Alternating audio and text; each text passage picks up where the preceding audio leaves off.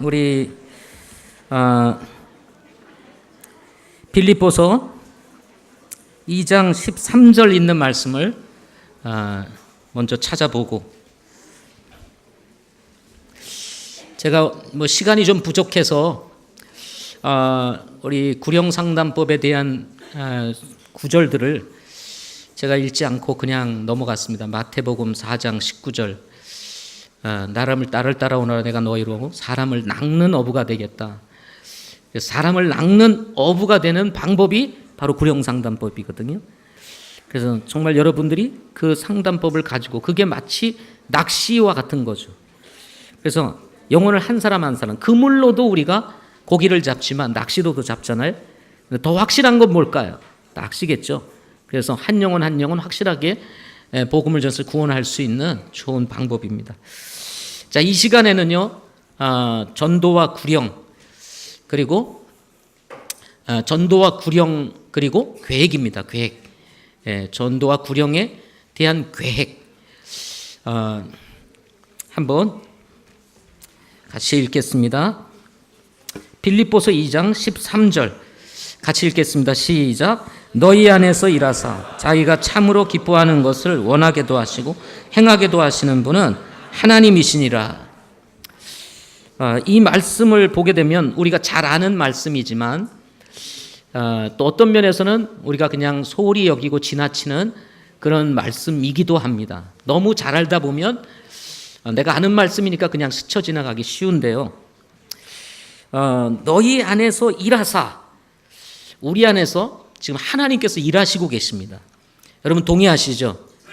여러분 하나님이 여러분 안에서 일하십니까?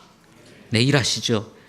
근데 일하사 자기가 참으로 기뻐하는 것을, 기뻐하는 것, 우리 하나님께서 기뻐하시는 것, 그게 뭘까요?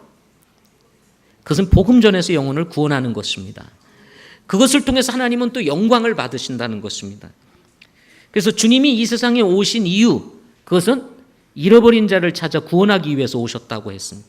그래서 자기가 참으로 기뻐하는 것, 그것을 어떻게 하시면 원하게도 하시고 행하게도 하시는 분은 하나님이시니라. 원하게도 하시고 행하게도 하시는 분, 이분이 누구냐? 하나님이시라는 겁니다. 자, 그러면 이 복음을 전하겠다고 하는 이 마음을 가지게 하시는 분, 그리고 그것을 행하게 하시는 분이 누굽니까? 하나님이십니다. 이 말씀을 그래서 우리가 종합해서 딱 얘기하면 하나님께서는 영혼 구원 또는 전도에 대한 우리를 향하신 계획을 가지고 계시다는 거예요. 동의하세요? 동의하세요? 하나님은 우리를 통해서 이것을 원하게 하시고 행하게 하시기 원하신다는 겁니다. 그렇죠? 그러면 하나님께서 원하시는 계획이 뭐냐? 그것이 전도고 영혼구령입니다. 물론 오늘 주제가 전도고 영혼구령이다 보니까 여기 초점 맞추지만 사랑하는 것도 그렇고 섬기는 것도 많은 계획들이 있어요. 그렇지만 오늘 주제에 초점을 맞춰서 얘기한다면 전도고 구령이라는 것입니다. 그러면 원하게 하시고 행하게 하시는 그 하나님의 그 계획, 그리고 하나님의 뜻, 이것을 이루기 위해서는 우리가 하나님이 가지고 계신 우리를 향하신 하나님의 뜻을 우리가 어떻게 해야 됩니까? 계획을 세워야 된다는 거예요. 구체적으로 어떤 계획과 원함과 행함에 대한 계획이 없이 과연 전도와 구령은 이루어질까? No, 안 이루어집니다. 제가 경험한 바입니다. 해야지 하는 생각을 갖지만 결국 이루어지지 않아요. 그냥 지나갑니다. 누군가가 전도하고 있다는 것은요, 누군가가 영혼을 구령하고 있다는 것은 그 마음속에 분명한 계획이 있기 때문에 가능한 겁니다. 그리고 접근을 하게 되는 겁니다. 내가 어떤 것에 대한 계획과 헌신이 없이, 그리고 거기에 대한 실행이 없이 영혼 구령 어렵습니다. 전도 어렵습니다. 자, 우리 에베소서 5장 16절 말씀을 보겠습니다. 에베소서 5장 16절.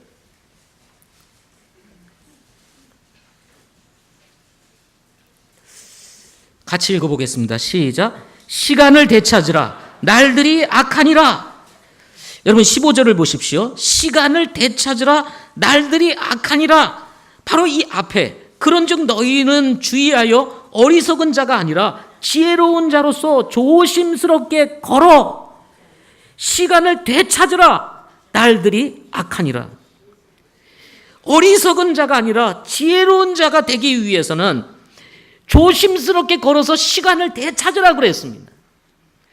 원래 이 시간을 되찾는다는 말은 구속한다는 의미를 지니고 있습니다.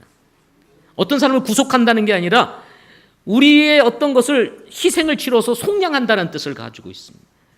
그러니까 어떤 대가와 희생을 치르고 시간을 사야 된다는 거예요. 시간을 사지 아니하면 시간은 그냥 어떻게 해요? 흘러가 버리게 돼 있습니다. 시간은 멈추지 않습니다. 우리가 원하는 대로 멈추거나 가거나 그렇지 않습니다. 우리는 걷거나 뛰거나 이것은 우리가 마음대로 조정할 수 있지만 시간은 우리의 뜻대로 조정이 안 됩니다. 이것은 정해져 있습니다. 그래서 우리의 생각과 상관없이 이 시간은 흘러가게 되어 있는 것입니다. 이 시간을 우리가 어떻게 활용하고 어떻게 할 거냐는 결국 누구에게 있습니까? 하나님께서 우리에게 주신 기회들을 우리가 어떻게 사느냐에 있다는 거예요. 동의하세요? 자칫 잘못하면 하나님께서 주신 원하게도 하시고 행하게도 하시는 이 하나님의 계획을 우리는 전혀 의식하지 않은 채 하나님이 주신 수많은 기회들을 그냥 흘려보내고 있다는 거죠. 그 다음 구절을 보십시오. 17절. 그러므로 너희는 지혜 없는 자가 되지 말고 오직 주의 뜻이 무엇인지 이해하라. 주의 뜻이 무엇인지 이해하라. 무슨 말입니까? 주님의 뜻이 무엇인지를 이해할 때 시간을 어떻게 해요? 되찾을 수 있다는 것입니다. 지혜 없는 자가 되지 말고 지혜로운 자가 되기 위해서는 주의 뜻이 무엇인지 이해하도록 하라. 그럼 주님의 뜻이 무엇입니까? 바로 복음을 전하는 것입니다. 영혼을 구원하는 것입니다. 원하게도 하시고 행하게도 하시는 그 하나님, 그 하나님께서 우리에게 주신 이 삶의 계획, 우리를 향하시고 가지고 계시는 계획. 여러분, 하나님께서는 우리 각자에게 하나님의 계획을 가지고 계세요. 우리의 계획이 아닙니다. 우리의 계획이 아니고 내 야망, 내 꿈, 내 어떤 것을 가지고 싶은 어떤 자아 성취 이런 계획이 아니고 하나님께서 우리를 향해서 가지고 계신 계획. 그게 뭐냐는 거예요. 그것을 우리가 위해서 시간을 우리가 어떻게 해야 돼요? 사야 된다는 것입니다. 대가를 지불하고 희생을 치러서라도 그 시간을 우리의 것으로 만들어야 돼. 주님의 것으로 만들어야 됩니다. 그렇지 않으면 그 기회들을 우리는 놓치고 말게 될 것이라는 것입니다. 잠언 16장 말씀을 한번 보겠습니다. 잠언 16장. 잠언 16장 9절 말씀입니다. 잠언 16장 9절 같이 읽겠습니다. 시작. 사람의 마음이 그의 길을 계획할지라도 주께서 그의 걸음을 인도하시느니라. 우리는 이 말씀을 자칫 잘못하면 오해를 합니다. 어떻게 오해를 하냐면 계획 세워도 소용이 없네. 결국 하나님은 우리의 계획과 상관없이 하나님께서 인도하시는 거야. 계획 세울 필요 없어. 이렇게 생각할 수가 있습니다. 아닙니다. 계획을 세우라는 거예요. 그러나 그 걸음을 인도하시는 분은 누구라는 거예요?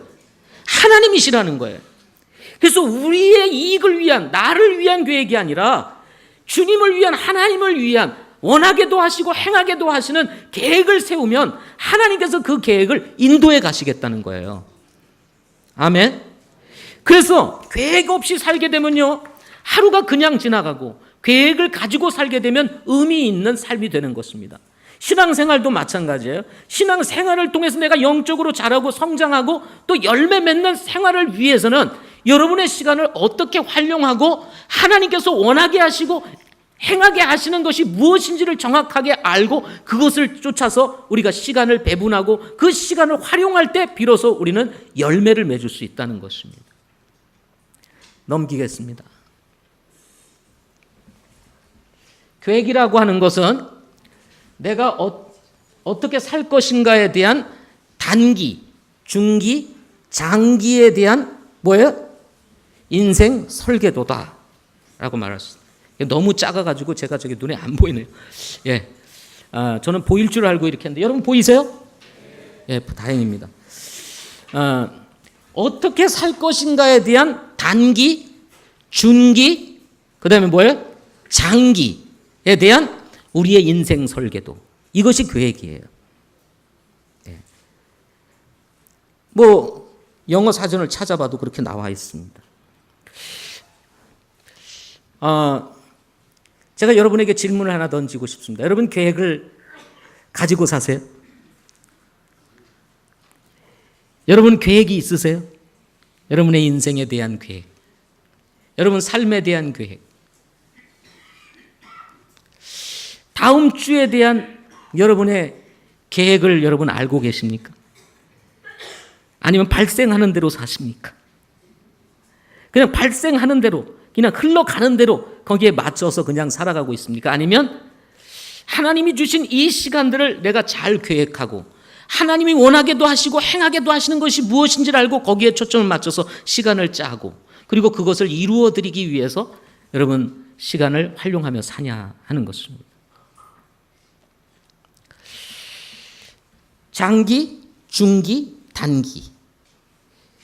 오늘 하루라고 하는 아주 짤막한 하루 속에서 내가 어떻게 살 것인가? 한 주라고 하는 이 한 주간 속에서 내가 어떻게 살 것인가? 한 달이라고 하는 이 달을 내가 하나님 앞에서 어떻게 살 것인가? 1년이라고 하는 이제 새해를 맞이하면서 우리는 어떻게 살 것인가에 대한 주님의 계획, 그것이 여러분의 것이 되어야 된다는 것입니다. 넘기겠습니다. 그러기 위해서는 뭐를 해야 된다? 기록해야 된다는 것입니다. 뭐 하라? 기록하라는 것입니다. 기록하지 않으면 그냥 넘어가더라고요. 저도 막 해봤습니다. 막 해봤어요. 1979년도에 하버드 경영대학원을 졸업한 학생들을 향해서 질문을 던졌다고 합니다. 어떤 질문을 던졌냐면 여러분 인생에 대한 계획을 구체적으로 설정을 하고 그리고 그 설정된 그 계획을 기록하고 그리고 거기에 대한 실천에 대한 계획을 가지고 있느냐 하고 물어봤다고 합니다. 그랬더니 하버드 경영대 79년도 졸업생들 가운데 3%만 자기 인생에 대한 계획을 가지고 있고 그것을 또 실제적으로 기록하고 그리고 그것을 어떻게 실천할 것인가에 대한 실천 계획을 가지고 있더라는 겁니다. 그런데 질문에 대답한 중에 13%는 기록하지는 않았지만 자기의 마음속에 머릿속에 자기 인생에 대한 계획을 가지고 있는 사람들이 13%가 되더라는 거예요. 13%. 나머지 84%는 어떻게 됐을까요? 그냥 사는 겁니다. 그냥 무계획이 계획이다 이러면서 사는 거죠. 그냥 살아가는 것입니다. 그런데 이렇게 대답한 사람들을 대상으로 해서 10년 후에 이들의 삶을 조사해 본 겁니다.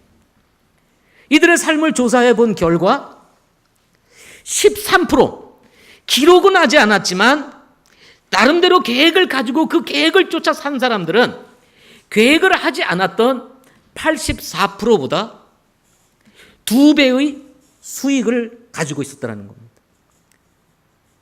계획을 하지 않은 사람들보다 계획한 사람들이 2배의 수익을 올리더라는 거예요. 그런데 더 놀라운 것은 기록을 하고 자기의 인생의 설계도를 가지고 그것을 구체적으로 실천한 사람들 3%를 조사해 봤더니 바로 이 84%의 사람들보다도 평균 10배의 수익을 올리고 있더라는 겁니다. 10배 이상의 수익을 올리고 있더라는 겁니다. 이것은 일반적인 얘기입니다.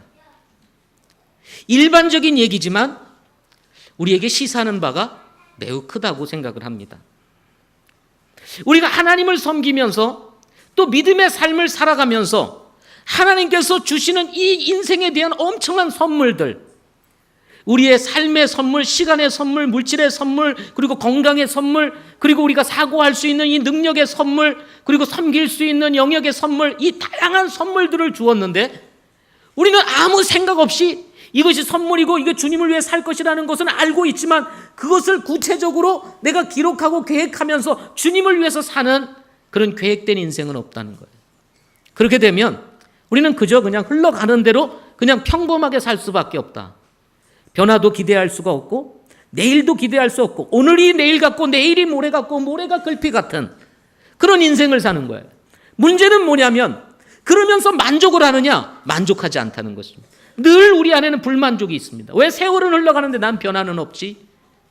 왜 세월은 흘러가고 공부는 하고 예배도 드리고 다 하는데 열매는 없지?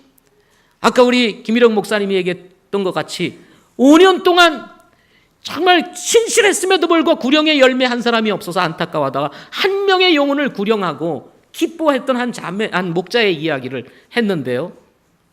사실 5년이 지났어도 한 명의 구령의 열매도 맺지 못한 채 언젠가는 기회가 오겠지 하면서 시간을 보내고 있는 수많은 그리스도인들이 있을 거라는 것입니다. 우리는 어떤가 하는 것입니다. 우리는 어떤가. 저는 청년 시절에 우리 교회에서 사용하는 이 바인다를 만났습니다. 여러분이 바인다 아시죠? 네. 내비게이터에서 사용하는 이 바인다. 지금도 우리 교회에서는 이 바인다가 널리 애용되어지고 있습니다. 그리고 저는 청년 시절에 박수문 목사님을 통해서 제자 훈련을 받으면서 저의 인생에 대한 그 설계도를 그려가면서 그리고 내가 어떻게 살 것인가를 계획하고 그리고 주간 계획표를 짜서 그것을 이렇게 실행하면서 살던 때가 있었습니다. 그러다가 어느 순간 그만 저도 이 바인다의 참 그런 효용성을 잃어버린 채 설교 노트, 필요한 서류, 또 제 책상 꼬지에는 주소록, 그 다음에 이제 속지, 이런 것들을 기록하거나 교재, 제가 만든 교재, 이런 것들을 저장해 놓는 것으로만 사용을 해왔습니다. 그러다가 한 목사님이 저에게 이런 책을 하나 선물해 줬습니다. 성과를 지배하는 바인더의 힘이라고 하는 책을 선물을 해 줬습니다. 바인더의 힘. 저는 오래전부터 이 바인더를 사용해 왔지만 바인더에 대한 여러 가지 또 정보를 우리 박묵수문 목사님으로 들어왔습니다만은 제대로 이것을 사용해 본 적이 없었습니다. 청년 시절에 또 이제 부목사 시절에 사용을 하다가 그만 중단했습니다. 이 바인더 이걸 선물을 주셨는데 이 선물을 줬는데 제가 양심상 안 읽을 수가 없더라고요. 양심상 안 읽었어요. 그래서 읽었어요. 근데 이 바인더의 힘이 다 어디에 나오냐면 제가 박수문 목사님을 통해서 배웠던 그 제자 훈련 속에 있는 내용들입니다. 이분도 내비게이터를 통해서 이 바인더를 접하게 된 거예요. 그리고 이 바인더를 통해서 자기의 신앙을 관리하고 그리고 이랜드에서 일을 하면서 바인더를 접하고 나서 아이디어를 얻어가지고 자기가 신앙으로 체크하던 여러 가지 관리했던 것들을 자기 업무에다가 반영을 하기 시작합니다. 그래서 자기 나름대로 개발을 해가지고 그것을 자기 업무에 사용하기 시작을 해요. 그러면서 이분이 이랜드에서도 아주 주목할 만한 사람이 되고 나중에 보험회사로 옮겨서도 아주 성공적인 그런 회사원이 됩니다.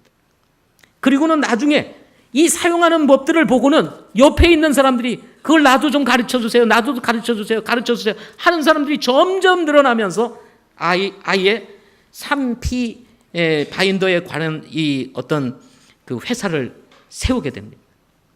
그리고 이런 부분들을 지금 알리고 그리고 대부분 CEO들에게 이것을 가르치는 일들을 이렇게 하고 있습니다.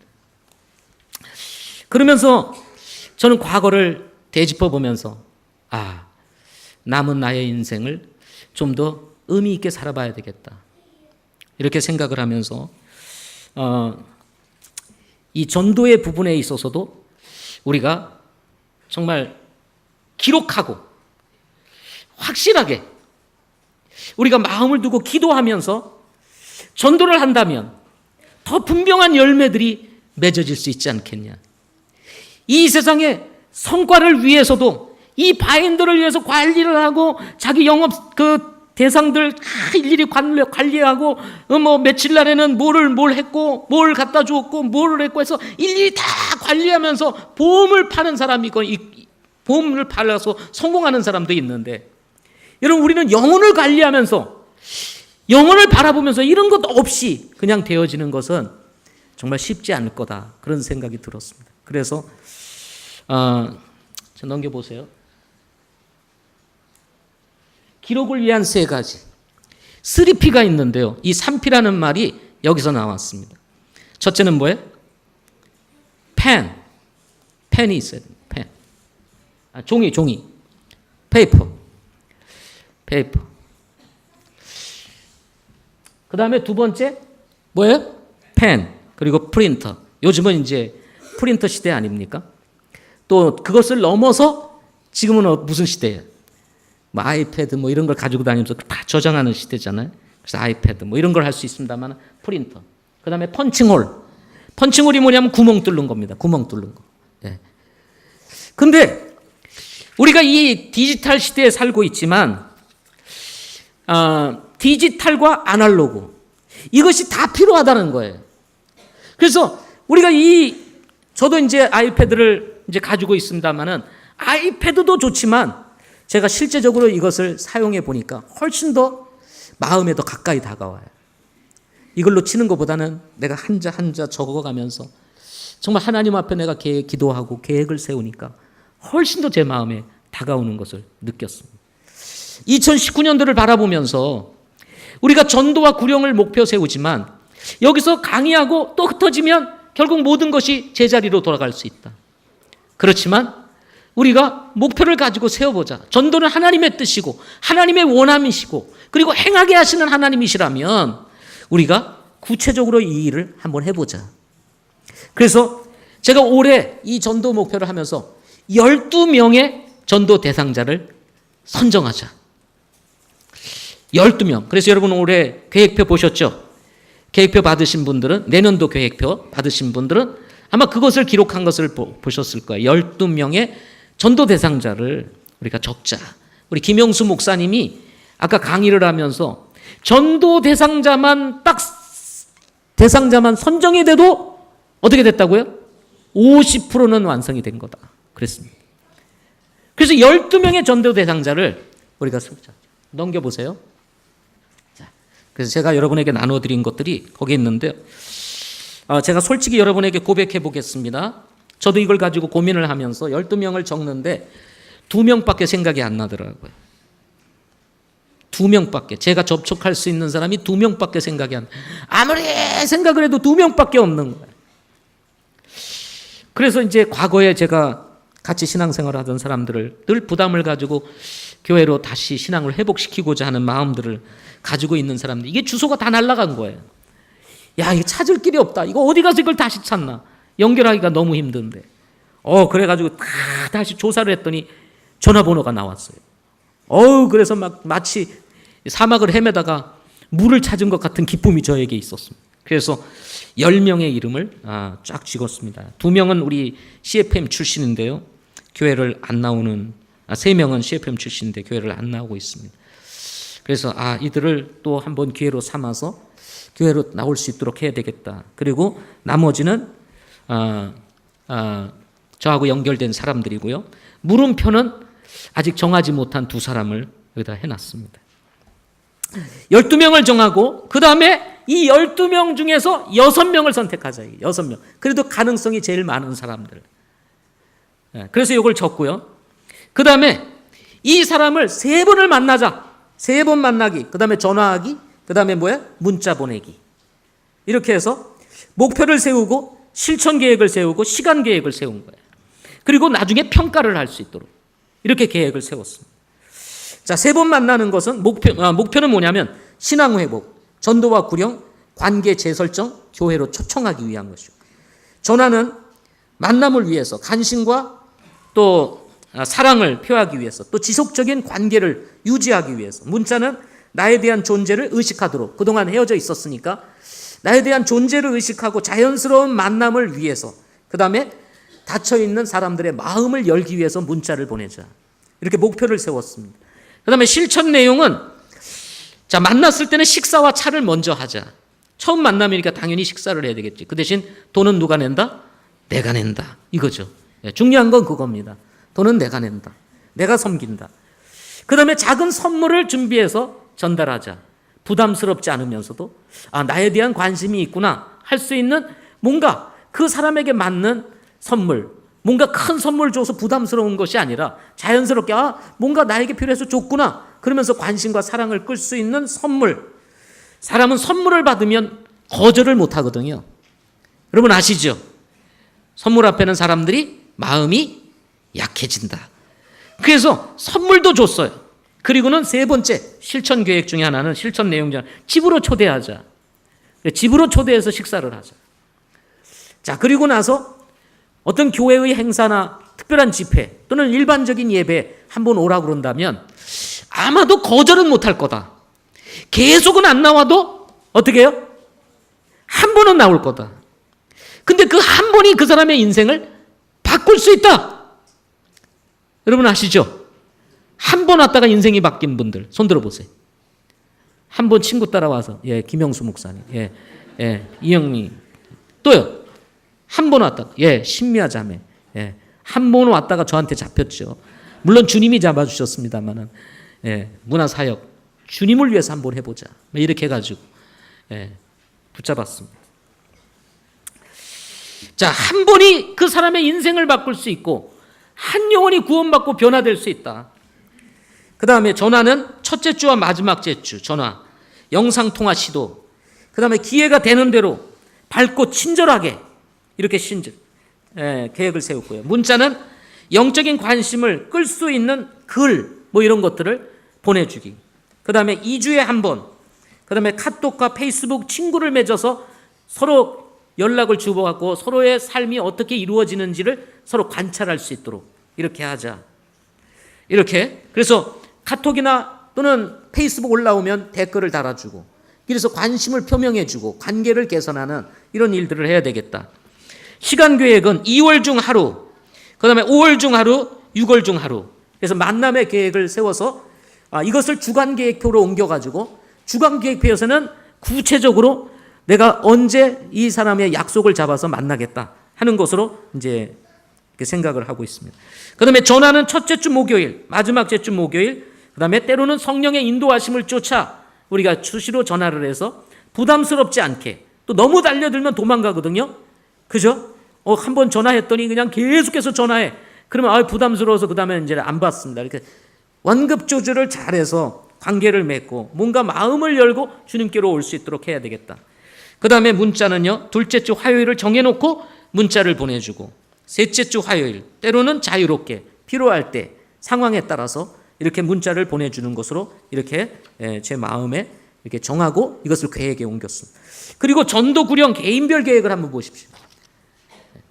뒤로 넘기시면 전도 구령 개인별 계획인데요.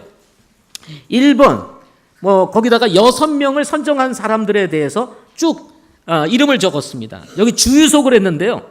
이 주유소는 뭐냐면 우리 교회가 거래하는 주유소가 있습니다. 그래서 제가 월마다 그 집에 가가지고 결제를 해드려요.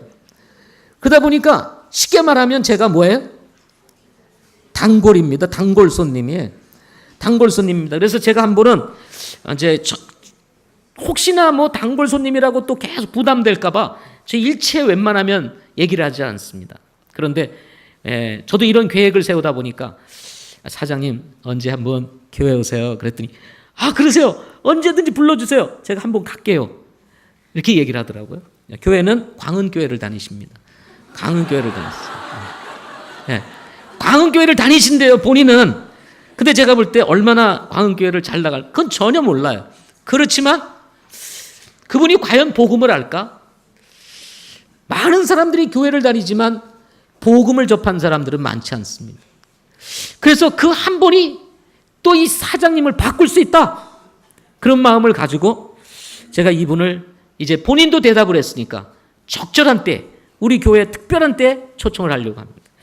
여러분 기도해 주십시오. 주유소 사장님. 네. 주유소 사장님. 그 다음에 여기 나머지 사람들은 제가 알고 있는 사람들. 그래서 새해가 되면서 제가 뭔가 문을 열어야 되겠다 싶어서 지난 12월 27일 날 이른 아침에 정리를 하면서 저희 가족 사진을 담은 그 사진과 그 사진에다가 행복한 새해 되세요 하고 글을 새겨가지고 이 6명의 중에서 주유소 사장님은 아직 전화번호를 얻기 때문에 나머지 5명에게 되는 문자를 싹 보내주었습니다. 행복한 새해 되세요 하면서 문자를 그래서 제가 문자를 보내준 날짜를 적어놓은 겁니다. 예. 그래서 앞으로 제가 시도하고 시간계획, 실천한 것들, 이런 것들을 쭉 적어가면서 하나님께서 어떻게 역사하시는지, 또 어떻게 반응하시는지, 이런 것들을 경험해 가면서 영혼들을 접촉하고 또 기도하고, 그랬을 때 몇 번의 접촉, 하나님께서 저의 기도를 어떻게 해서 들어주셨는지, 이런 것들을 우리가 실제적으로 내가 기억하면서 영혼을 접촉하려고 하고 있습니다. 근데요, 제가 이렇게 해보니까요, 제 마음속에 이 사람이 확 들어옵니다. 이 사람이 제 마음속에 확 들어와요. 늘 생각하는 거예요. 그리고 제가 이 바인다에다가 이거를 딱 꽂아놨습니다. 그리고 제 책상 앞에 항상 놔둬. 그리고 아침에 한 번씩 체크를 합니다. 한 번씩 또 봅니다. 그리고 이 사람들을 위한 기도 제목을 적었습니다. 기도 명단에다가 집어넣어서 한 사람씩 기도를 하고 있습니다. 네. 저는요, 하나님이 살아계시고 저의 기도를 응답해 주실 줄 믿습니다. 요한일서에 보면요, 사망에 이르는 자도 기도하면 하나님께서 그를 구원해 내시겠다고 요한일서에서 말씀하고 있습니다. 제가 누군가에게도 얘기했지만 우리 집사님들 가운데서 대표 기도를 하시기 위해서 이곳에 나오셔서 기도를 하실 때 저를 위한 기도를 하시는 분들이 계십니다. 뭐 대부분 집사님들 한 번씩은 다 언급하시지만, 뭐 집사님들은 그냥 형식적으로 하셨는지는 모르겠어요. 지나가는 걸음에 하셨는지는 모르지만 저는 그 기도가 저에게는 굉장히 큰 축복이 됩니다. 그리고 저에게는 굉장히 큰 격려가 돼요. 왜? 기도는 살아있기 때문에 그렇습니다. 기도하면 반드시 하나님이 응답해 주신다는 것입니다. 여러분이 지나가면서 여러분이 기억하지 못하더라도 저를 위한 그 기도가 반드시 살아서 역사한다는 것입니다. 그래서 누군가 저를 위해서 기도해 줄 때, 뭐 그냥 기도하는가 보다, 저는 그렇게 생각하지 않습니다. 그래서 감사해요. 그리고 그 축복이, 저를 위한 그 기도가 제 삶 가운데 이루어질 것을 믿습니다. 그래서 저는 감사해요. 마찬가지로 우리가 영혼을 위하여 기도하면 하나님은 반드시 어느 땐가 응답하신다는 거예요. 아까 진돗개 있죠. 우리는 그 진돗개 전도법, 그게 무슨 말이냐면 맨날 찾아가는 게 아니에요. 그랬다가는 진짜 어떻게 되겠습니까? 왼수됩니다. 맨날 찾아가면서 왼수되죠. 우리는 물론 만나기도 해야 됩니다. 찾아가기도 합니다. 그러나 우리는 기도로 이 사람을 놓지 않고 계속해서 기도하면, 여러분, 조지 뮬러가 그 수없이 많은 기도의 응답을 받았는데 딱 한 가지 응답을 받지 못했다고 했습니다. 그게 뭐냐면 친구를 위한 구원 기도였습니다. 근데 조지 뮬러가 돌아가시기까지 그 친구가 구원을 안 받은 거예요. 딱 하나 응답 안 된 거, 살아있을 때 응답 안 된 거, 딱 한 가지, 친구 구원이었습니다. 그런데요, 놀라운 것은요, 조지 뮬러가 죽은 다음에 그 죽음의 소식을 들었던 그 친구가 조지 뮬러의 삶을 바라보고 예수 믿었다는 겁니다. 그래서 100% 응답됐다는 거 아닙니까? 우리가 기도를 놓지 않고 기도하면 하나님께서 우리가 전도하는 영혼들, 여러분, 뭐 멀리 이사 가서도 괜찮아요. 나의 기도는 헛되지 않을 것이고 헛되이 땅에 떨어지지 않을 것이다. 그리고 우리가 뿌렸던 씨는 결코 떨어지지 않을 것이다. 어딘가에 가서도 열매를 맺게 될 것이다. 그러므로 여러분, 우리가 이왕이면 기록하고 그리고 계획을 세워서 전도를 하면 틀림없이 저는 응답되리라고 믿습니다. 지금 30분이 남았어요. 30분. 7시 되기까지 딱 25분 정도 남았습니다. 12명의 사람을 한번 적어보시기를 바랍니다. 지금. 예. 그리고 여기 적다가 뭐 잘못 적죠? 저 뒤에 또 있습니다. 그러니까 가져가셔도 돼요. 저희 교회가 이제 이 내용을 계속 비치해 놓을 겁니다. 그래서 여러분, 이게 떨어질 때가 있어요. 뒤에 있는 것들이 떨어질 때가 있습니다. 그러면 가져가셔서 또 그 뒤에다가 계속 적어가면서 기도하고 그렇게 하시기를 바랍니다. 자, 이 시간에는 우리가 구체적으로 하기 위해서 자, 12명의 사람들의 이름을 잠시 하나님 앞에 기도하면서 한번 적어보십시오. 다 기록 못해도 괜찮아요. 여러분 마음속에 두고 있는 사람을 한번 기록해서, 자녀도 괜찮고 가족도 괜찮고요, 이웃도 괜찮고요, 누가 됐든 괜찮습니다. 자, 여러분 마음에 부담이 되었던 사람들을 한번 이름을 적어보십시오. 그리고 하나님의 전도 대상자로 딱 선정해 보십시오. 그럼 마음이 달라질 것입니다. 그리고 기도하십시오. 계획을 세우십시오. 틀림없이 여러분에게 하나님께서의 열매로 주실 것을 저는 믿습니다.